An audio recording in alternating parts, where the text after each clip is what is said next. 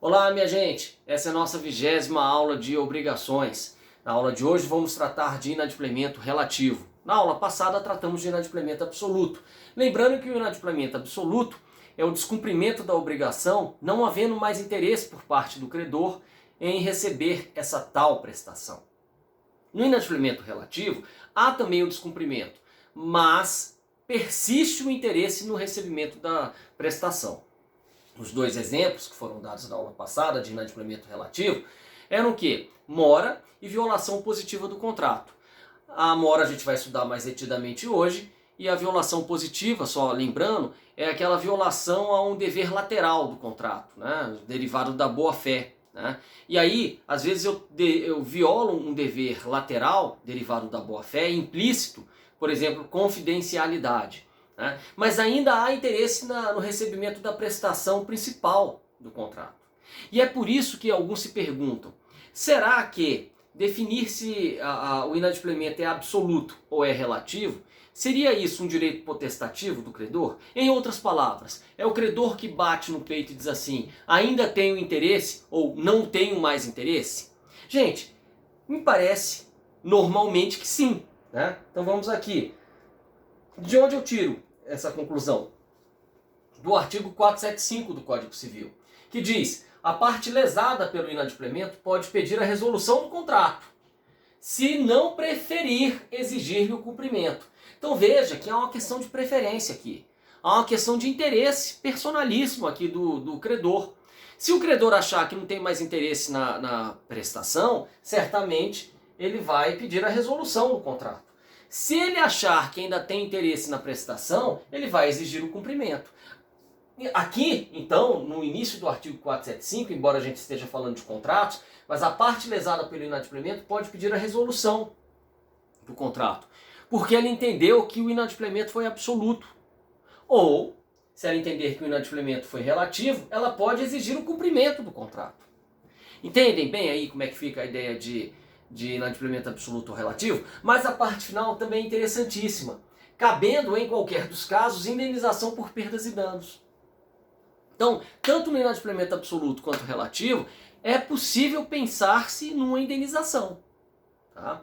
E aí, tudo aquilo que a gente estudou sobre responsabilidade civil e elementos da responsabilidade civil, que a gente estudou na responsabilidade civil contratual, linkada com o inadimplemento absoluto, subsidiariamente se aplica também ao inadimplemento relativo que a gente vai estudar nesta aula de agora. Né? Sendo assim, sem mais delongas, vamos para o inadimplemento relativo das obrigações. Disposições gerais. Conceito de mora. Mora é o retardamento ou imperfeito cumprimento da obrigação. Determina o artigo 394 do Código Civil. Considera-se em mora o devedor que não efetuar o pagamento e o credor que não quiser recebê-lo no tempo, lugar e forma que a lei ou a convenção estabelecer. Né? Bom, então, mas o importante é você saber que não foi cumprido como deveria, mas ainda há interesse em receber. Né? Observe-se que não há necessidade de que o tempo, o lugar e a forma estejam conjuntamente desrespeitados, mas apenas que um dos três elementos não tenha sido observado para que ocorra a mora. A mora deriva não apenas da violação do que fora convencionado, mas também do desrespeito à própria lei. Pode-se deduzir isso do artigo 398. Nas obrigações provenientes de ato ilícito, considera-se o devedor em mora desde que o praticou. Exemplo disso, gente, é se eu pego um carro e bato na traseira de outro. Né? Os juros moratórios eles vão incidir desde a data da batida no valor despendido para o conserto. Né? Então, é de notar-se que na mora persiste o interesse pelo adimplemento da obrigação, desde que honrados os encargos relativos ao cumprimento, imperfeito, ao contrário do que se dá no inadimplemento absoluto. Então, aqui, vamos de novo, persiste o interesse pelo adimplemento da obrigação, desde que honrados os encargos relativos ao cumprimento imperfeito. O que é que eu quero dizer aqui nesse roteiro? Que tudo bem, está em mora, eu ainda tenho interesse no objeto principal da obrigação. Só que agora não basta mais cumprir apenas o que tinha sido estipulado. Eu tenho que agregar a isso os encargos desse descumprimento. Normalmente juros, correção monetária, multa se estiver no contrato. E aí sim, aqui, embora eu estivesse em mora, agora eu estarei numa situação mais tranquila, porque eu vou purgar, eu vou eliminar essa mora. O artigo 395 diz: responde o devedor pelos prejuízos a que a mora der causa, mais juros, atualização dos valores monetários segundo índices oficiais regularmente estabelecidos e honorários de advogado. Mas ele responde pelos prejuízos a que der causa, lembrando que, como é apenas uma mora, a prestação principal ainda deve ser honrada. Mas além de honrar a prestação principal, eu vou ter que pagar os prejuízos a que minha mora der causa, mais juros, atualização dos valores monetários segundo índices oficiais regularmente estabelecidos. Vejam, além de honorários e outras verbas que estão aqui que estão no 395. Agora vejam que aqui é importante você diferenciar isso do inadimplemento absoluto, porque no inadimplemento absoluto eu não tenho interesse na prestação. Aqui é prestação mais todos esses encargos adicionais que o 395 fala. Lá no inadimplemento absoluto é indenização, mais completa possível. Tá? E essas verbas adicionais, tanto lá quanto cá, são muito parecidas. Juros, correção monetária, honorários, etc. São parecidas, professor? São, só que lá tem uma pequena diferença. Lá é um valorzão de indenização mais esses encargos. Aqui é a prestação mais esses encargos. Então, isso aqui no inadimplemento absoluto e aqui no inadimplemento relativo. Beleza? Mas são parecidos. A grande diferença é como eu não tenho mais interesse na prestação, vou substituí-la pela indenização. Aqui eu ainda tenho interesse na prestação. Aqui é o inadimplemento relativo. Aqui é o absoluto. Por isso que muita coisa que a gente estudou no inadimplemento absoluto, eu aplico ao relativo e vice-versa. Tá? Bom, gente, seguindo. Parágrafo único. Se a prestação devida à mora se tornar inútil ao credor, esse poderá enjeitá-la e exigir a satisfação das perdas e danos. E aí o inadimplemento relativo se converte em inadimplemento absoluto. Percebe-se, porém, duas semelhanças entre as modalidades de inadimplemento: necessidade de reparação integral dos prejuízos e necessidade de existência de culpa do devedor, pois o artigo 396 diz: não havendo fato ou omissão imputável ao devedor, não incorre este em mora. Aqui também tem a ver com nexo causal, aqui também tem a ver com culpa. Tá? Então, se não houver nexo causal e não houver culpa, não há que se falar em mora. Você vai afastar os efeitos da mora por fato de terceiro, por caso fortuito, por força maior. Muitas vezes a pandemia ela serviu de justificativa para você afastar mora de determinados devedores, em casos específicos. Agora, não podia ser também, gente, uma desculpa sacada do bolso por qualquer motivo. Né? Exemplo, eu sou servidor público, moro de aluguel. Aí veio a pandemia, continuo recebendo meu salário, mas aí na hora de pagar o aluguel eu falo, não pago porque tem pandemia. Não, gente, aí é esculhambação, né? Não tem uma relação de causa e efeito. Então, a mora ela tem que decorrer de fato imputável ao devedor. Não havendo fato ou omissão imputável, não incorre este em mora. E aí, neste artigo, os autores inserem também a ideia de culpa, porque quando eles falam de fato imputável, eles estão dizendo não apenas de nexo causal, mas um nexo causal em que fique clara a culpa do devedor. Tá? Espécies. A mora do devedor se dá pelo descumprimento ou cumprimento imperfeito da obrigação por parte deste. Então nós percebemos que, primeiro, o grande conjunto que nós temos. Nós podemos ter mora do devedor, que é a mais comum, e mora do credor, que nós já ouvimos falar dela quando falamos em pagamento com consignação. Né? Bom, vamos lá. Espécies de mora. Mora do devedor se dá pelo descumprimento ou cumprimento imperfeito da obrigação por parte do devedor, por causa a ele imputável e normalmente por culpa dele. Pode ser uma mora ex re ou uma mora ex persona. Configura-se a mora ex re quando o devedor nela incorre sem necessidade de qualquer ação por parte do credor, como sucede quando a prestação deve realizar-se em um termo prefixado e se tratar de dívida portável, pois vigorará o princípio dies interpellat pro homine, nos débitos derivados de um ato ilícito extracontratual, quando houver declarado por escrito não pretender cumprir a prestação. Então aqui já vai haver a mora ex re. Aí você vai falar, professor, não entendi nada. Vamos lá, gente. A mora ex re é a mora automática. Normalmente vamos falar de atraso, que fica mais fácil de enxergar. Atrasou, já era. Tá em mora. Gente, isso é muito comum nos boletos. Os boletos bancários, eles tratam de mora ex re. Né? Então assim, ó, pagável em qualquer agência bancária.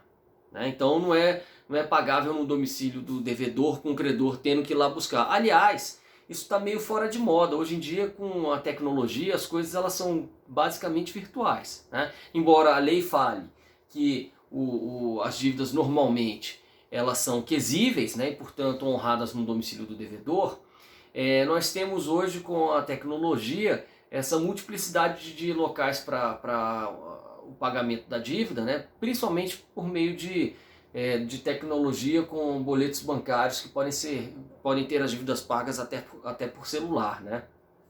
Bom, mas então, nesses boletos, eles já vem dito assim, olha, pagamento até o dia tal, né? Se passar desse dia, haverá correção monetária e juros de tanto por cento ao dia, né? 0,0 não sei quantos por dia, para que depois fique mais fácil calcular. E hoje em dia a coisa está tão bacana que o próprio sistema, né, o próprio aplicativo do celular ou do computador calcula os encargos dessa mora, para que você possa purgá-la, para que você possa extirpá-la, afastá-la. Você vai pagar um pouco mais, mas você vai estar tranquilo, que você vai poder pagar. Né?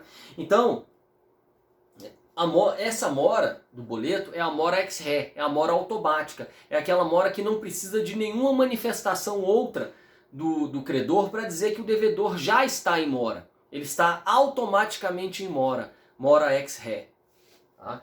Então, quando a prestação deve realizar-se em termo prefixado e se tratar de dívida portável, pois vigorará o princípio dies interpellat pro homine, ou portável, gente, ou desde que ela não seja, isso é a doutrina antiga que falava, né? Porque portável, por que eles pensavam isso? Eles falavam, no dia do vencimento o devedor deve ir lá para a casa do credor cobrar. Não, hoje em dia já é uma mora ex re, aquela caracterizada por meios tecnológicos de cobrança com multiplicidade de locais para o sujeito honrar, desde que o devedor tenha aqui no termo prefixado honrar a obrigação, seja onde for, essa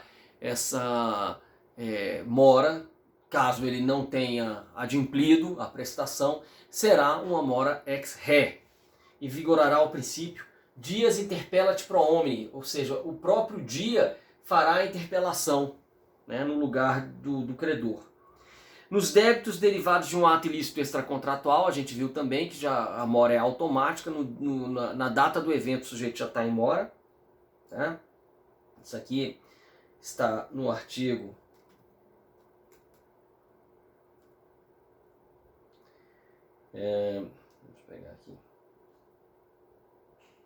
398.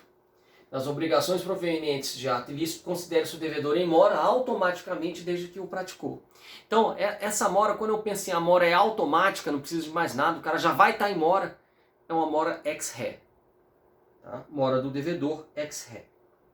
Tá? Quando houver declarado por escrito não pretender cumprir a prestação, ele não precisa ser notificado, ele já está dizendo, eu não vou honrar isso aí. Pronto, já está em mora. Nos demais casos, a mora será ex persona. O que é uma mora ex persona? É aquela que demanda uma notificação. O sujeito tem que ser interpelado, tem que ser dito a ele, olha, você tinha que pagar, não pagou, eu quero que você pague agora. Pronto, ele estará em mora se ele não fizer esse pagamento imediatamente. Atente-se para o disposto nos artigos 397 e 398. 397. O inadimplemento da obrigação positiva e líquida no seu termo constitui de pleno direito em mora o devedor, mora ex ré. Parágrafo único. Não havendo termo, a mora se constitui mediante interpelação judicial ou extrajudicial, mora ex persona. Gente, normalmente aquela coisa assim, eu vendi algo para um amigo meu, já entreguei, e aí ele tem que me pagar, né? Mas não foi dito quanto é que ele ia me pagar, foi um contrato verbal. Ah, quer comprar isso aqui? Quero. Então leva, depois você me paga. Pronto. Passei 1 mês, 2 meses, 3 meses, ele não pagou ainda. Ele já está em mora? Resposta, não, porque não tinha um termo pré-fixado de vencimento. Quando é que ele estará em mora? Quando eu notificá-lo, né? Então aqui, ó, parágrafo único do artigo 397. Não havendo termo, vendi algo para o meu amigo, falei, olha, depois você me paga. Não havendo termo, a mora se constitui mediante interpelação judicial ou extrajudicial. Aí, gente, você pode fazer em cartório, você pode fazer judicialmente, pela interpelação judicial, né? O fato é que você vai ter uma prova de que você exigiu cumprimento da obrigação, que é uma obrigação sem termo, né? Aí uma chamada de WhatsApp, né? Um aviso de WhatsApp, pague porque você está devendo. Gente, vale, porque não tem forma pré-definida, vale. Cuidado que os nossos tribunais, às vezes, eles enxergam uma formalidade onde a lei não impõe. O princípio do nosso direito civil é o princípio da liberdade de formas. Então, se você manda uma notificação pelo WhatsApp falando assim, olha, eu quero que você me pague. Se o sujeito der um ok, eu vou te pagar. Pronto, ele já foi interpelado. Se ele não pagar, ele já estará em mora. Tá bom, gente? E aí eu posso falar numa mora ex persona porque eu estou trazendo um exemplo de uma venda que não tinha um prazo pré-estabelecido para que o dinheiro fosse entregue ao vendedor, né? Artigo 398. Nas obrigações provenientes de ato ilícito, considera-se o devedor em mora desde que o praticou. Também já tínhamos visto isso. Requisitos da mora. A mora tem os seguintes requisitos. O mais importante deles, talvez, né? A inexecução da obrigação na forma como for estipulada. Eu não cumpri no lugar, não cumpri no tempo. O principal é o tempo, né? Então, a inexecução da obrigação na forma como for estipulada. Segundo, imputabilidade. Ou seja, esse descumprimento ele pode ser atribuído ao devedor, né? A mora, então, por conta dessa imputabilidade, é um ato ilícito e culposo, né? Porque se derivar de caso fortuito, de força maior, de fato de terceiro, eu não posso aplicar os efeitos da mora. Tá? C. Exigibilidade da prestação. A dívida deve ser líquida e vencida, porque se a dívida ainda não for líquida, o sujeito não pode estar em mora. Se a dívida não tiver vencida, o sujeito não pode estar em mora. D. Constituição em mora, seja pelo devedor, seja pela simples violação da obrigácio, se a mora for uma mora ex ré. Então, ele tem que ser constituído em mora. E aí, muitas vezes, você faz uma notificação para constituir o cara em mora e para ficar muito claro que ele foi constituído em mora. Às vezes, quando a obrigação é ex persona, você chega para o teu cliente e fala assim, notifica o cara para pagar, diz que você quer receber. Aí teu cliente fala assim, não adianta, é um vagabundo, não vai querer receber, esse cara, não posso mandar essa notificação, ele vai rasgar. Mas se você tiver prova de que você mandou a notificação, isso tem um efeito muito importante. Qual é o efeito? Você constituiu em mora o devedor. Tá? Isso na mora ex persona. Se for uma mora ex ré, ele já é constituído em mora de pleno direito, pelo simples atraso dele. Efeitos. São consequências da mora. Primeiro, responsabilização pelos danos causados. Segundo, perpetuação da obrigação, aspecto que implica a necessidade do devedor em mora responder consoante o artigo 399. Que aqui esse artigo diz: o devedor em mora responde pela impossibilidade da prestação, embora essa impossibilidade resulte de caso fortuito ou de força maior, se estes ocorreram durante um atraso. salvo se provar isenção de culpa ou que o dano sobreviria ainda quando a obrigação fosse oportunamente desempenhada. Né? Gente, olha só. Então, o devedor que está em mora responde, inclusive por caso fortuito e força maior. Olha só, dá um exemplo disso, Rogério. Eu fiquei de entregar um boi lá para um sujeito que comprou um boi da minha fazenda, tá certo? Aí a minha fazenda ela foi inundada, né?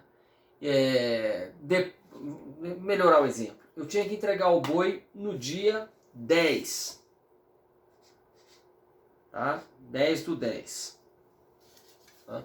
Tinha que entregar o boi no dia 10/10. Não entreguei. Estava no contrato que dia 10/10, sem nenhuma outra formalidade, eu deveria chegar com um caminhão e com um boi e deixar o boi lá na outra cidade onde o comprador tinha fazenda. Beleza, não fiz isso, porque fui desleixado, né? E aí eu falei, cara, eu lembrei disso, falei, vou marcar então para o dia 13.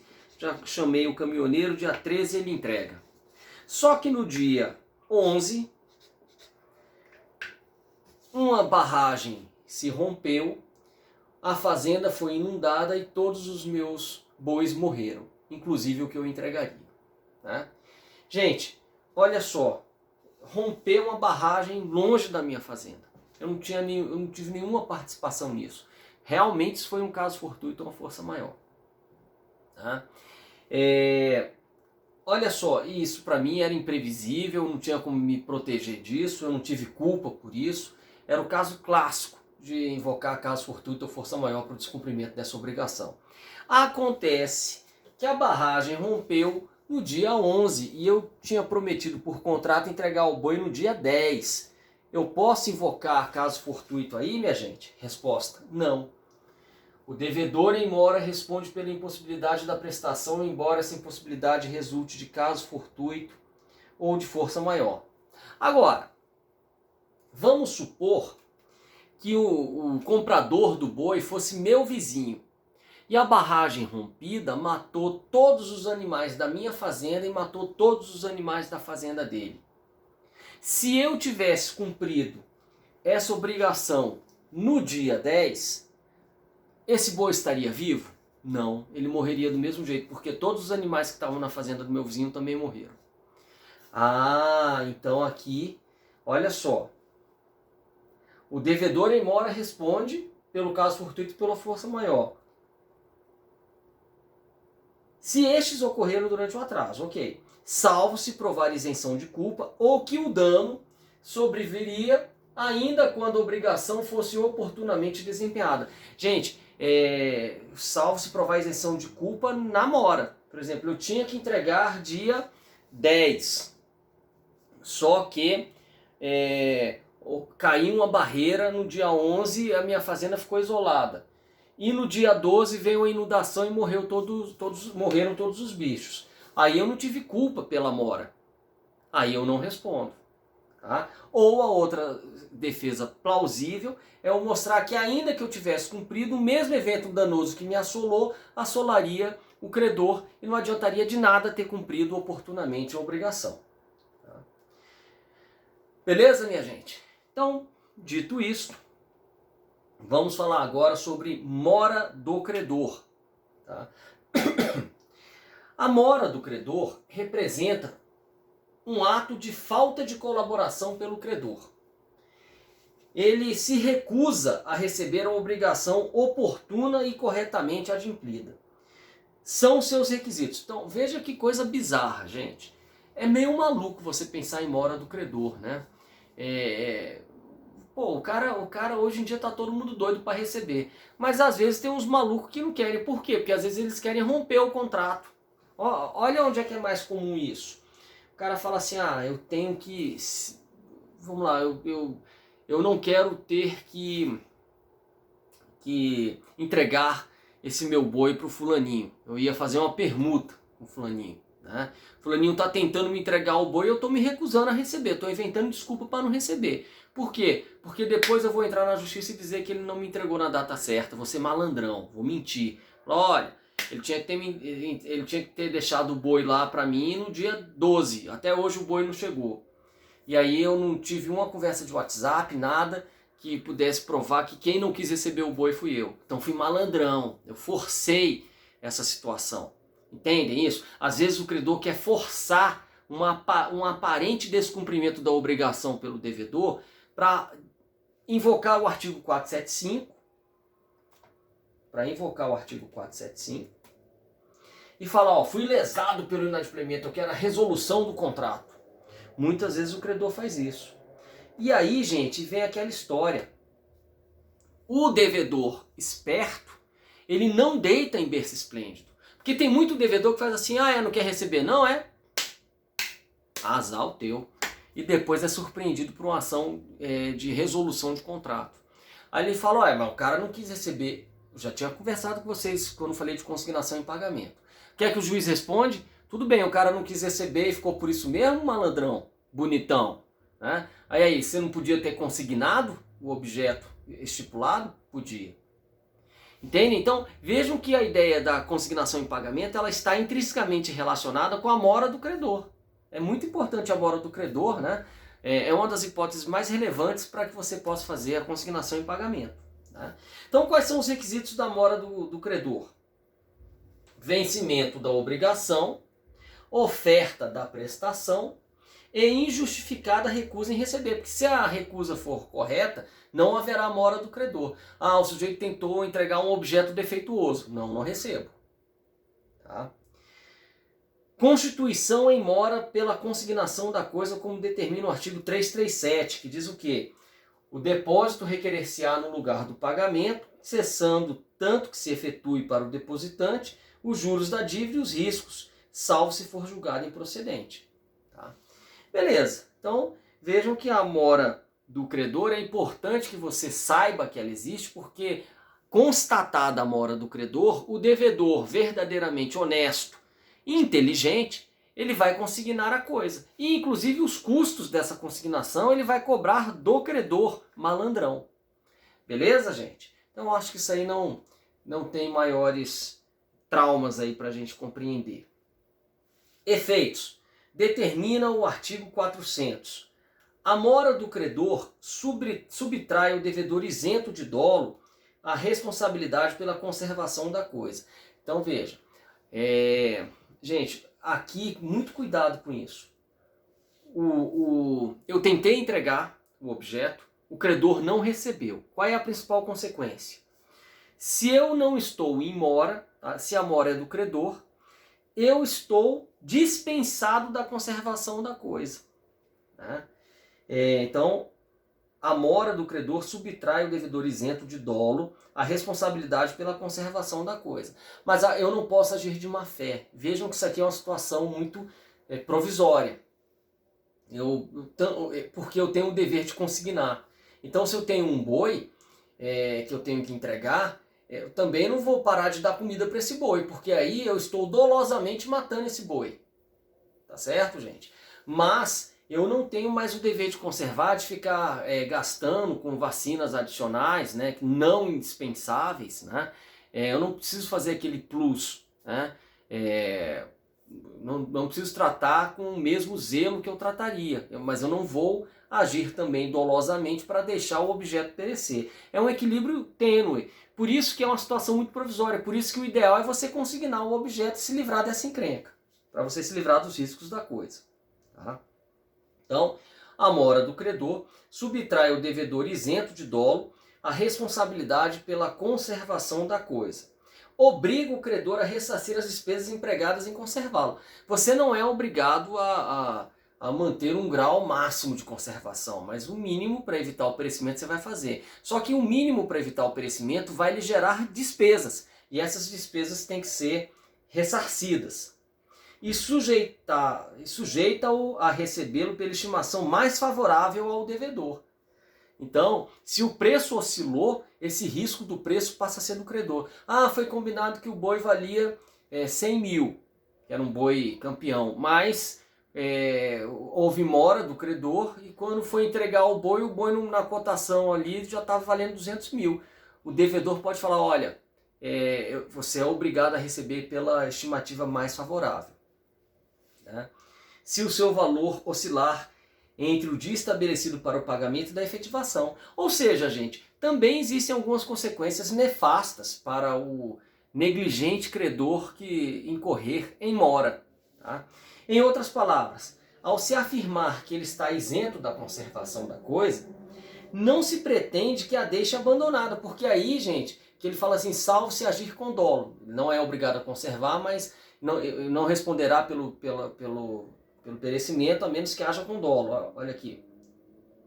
A mora do credor subtrai ao devedor isento de dolo a responsabilidade pela conservação da coisa. Ou seja, se ela pereceu, se ela não tiver perecido por dolo, mas por culpa, tudo bem. Só que você deixar de alimentar, você deixar abandonada, né? Isso aí perigosamente se aproxima de um dolo, pelo menos eventual. Então, muito cuidado com a interpretação literal desse artigo 400, tá, gente? Em outras palavras, ao se afirmar que ele está isento da conservação da coisa, não se pretende que a deixe abandonada, mas tão somente que não responderá pelo perecimento da coisa, salvo se derivado de dolo. É isso, é só isso, gente. Tá? Bom, e se a mora for de ambos? Se a mora for simultânea, exemplo, ninguém comparece ao local designado para cumprimento da prestação. Compensam-se os efeitos como se nenhuma mora tivesse ocorrido. Se sucessiva, ou seja, o credor se recusa a receber quando o devedor quiser corretamente pagar, mas depois que aceita receber, o devedor é que injustamente se nega a pagar, os efeitos pretéritos de cada período se farão sentir, ou seja, cada um responde pela mora no exato tempo em que ela ocorreu. E por fim, purgação da mora. Purgar a mora, gente, é você afastar os efeitos da mora, prestando o que é devido, somado aos encargos adicionais derivados da mora. Então, purgação e cessação da mora. Purgar a mora significa neutralizar seus efeitos. Diz o artigo 401, purga-se a mora por parte do devedor, oferecendo este a prestação mais a importância dos prejuízos decorrentes do dia da oferta. Por parte do credor, oferecendo este a receber o pagamento e sujeitando-se aos efeitos da mora até a mesma data, inclusive ressarcindo pelas despesas de conservação. Bom, mas a cessação da mora implica a extinção da obrigação e, portanto, isenta o sujeito em mora dos efeitos do cumprimento imperfeito, produzindo assim efeitos pretéritos. Ou seja, depois que ele paga e paga com todos os encargos, é como se ele não tivesse entrado em mora. Tá bom, gente? Beleza? Então a aula foi curtinha, já vimos o inadimplemento absoluto e com isso encerramos o inadimplemento relativo. Qualquer dúvida, perguntem nos comentários ou para os meus alunos, na aula ao vivo a gente conversa. Abraço!